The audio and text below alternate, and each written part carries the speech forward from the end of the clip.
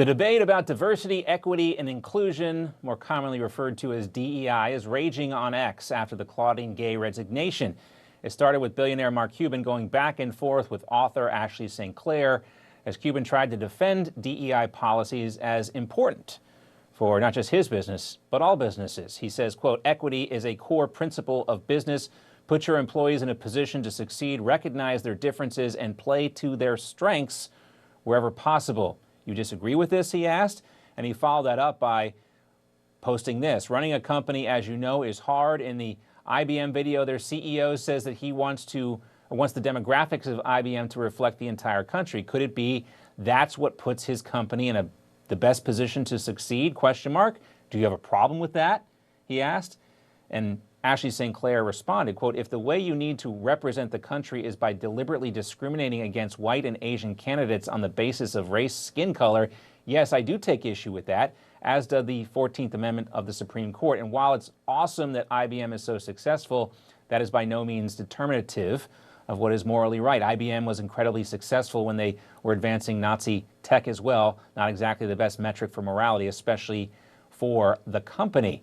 And then Senator J.D. Vance chimed in and asked this question: do the Dallas Mavericks reflect the demographics of America as a whole?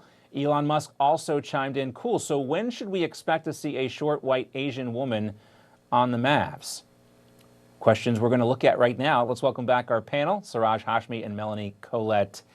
Wow, that's quite an exchange there. Siraj, let's start with you. I mean, it seems to me that these DEI and the equity part is misleading, because what you get further away from is equality, or the goal of making sure that race is not a determinative factor in how you hire people.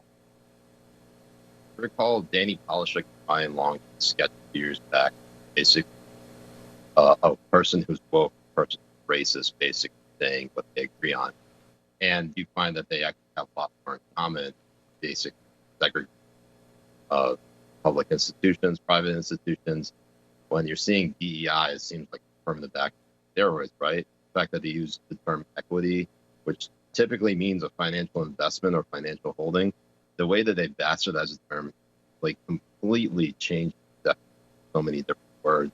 And this just seems like it's right out of the market playbook, not designed to actually improve society really much on anything. Because I think one of the things that they've been making the argument about, like post Harvard University, Claudine Gay resigning as president, is that this is an attack on DEI, and that no black people are going to be getting corporate jobs after they eradicate DEI. Like, black people didn't get corporate jobs before DEI. I mean, they're just trying these really slippery, they're moving the goalposts basically as much as they possibly can.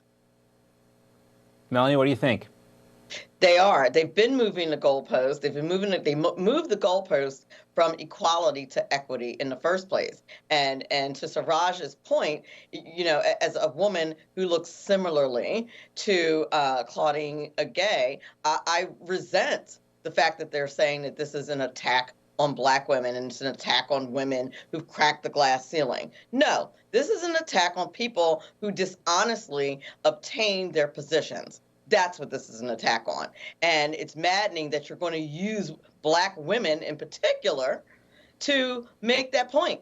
I don't like it, because it suggests that none of us are qualified to have that job unless we cheat. And that's what I don't like. And that's what they should be defending if they're really going to have intellectual honesty and integrity, which the left seems to always lack because they're so focused on the aesthetics. Yeah, it seems like this is the most cynical way of looking at this. These responses, what we've heard from guys like, from so many of the people, Mark Lamont Hill is one, they think that the whole entire reason, they completely negate, Siraj, the plagiarism aspects or the anti-Semitism that we saw on Harvard's campus as reasons why Claudine Gay should not be in her position. Yeah, Mark Lamont Hill actually tweeted out the next Harvard University president needs to be a black woman, which, if we're going to play by that rule, I think Rachel Dolezal makes a pretty strong case for why she should be the Harvard I saw you posted president. that. That was pretty funny. So thank you for that. Thank you for that lob, John. I really appreciate that. But yeah, no, basically, No, it's crazy. I mean, Melanie's point about the fact that they're using black women as a sort of a cudgel, a crutch, really, just to make their point. They're not upset about the fact that Claudine Gay committed a bunch of plagiarism. They're upset about the fact that it's just one more checkmark box of a minority woman and potential. I don't know what her sexual orientation is. I've seen that she's a lesbian as well. I have no idea. I don't like invest that much time in people's personal lives. But the fact that she checks so many boxes, they just see her removal as a defeat against sort of their agenda of DEI.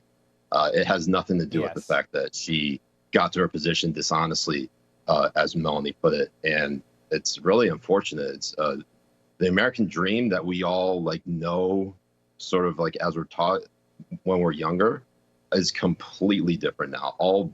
Every single standard has been completely eroded, and the left continues to project that it's the right's fault.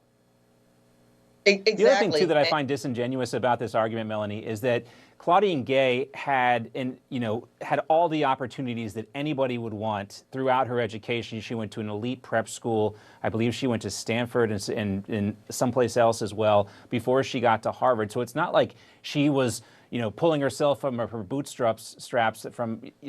She had every advantage that you would want if you were going to get into Harvard. Every advantage. And if anyone should be mad, if any black people should be upset and up in arms and mad at anyone, it should be Claudine Gay. You had all of those opportunities. You were a representation of black women everywhere, and you fumbled the ball by cheating when you probably didn't have to. But what you did was you took the easy way out, just like many people who are privileged.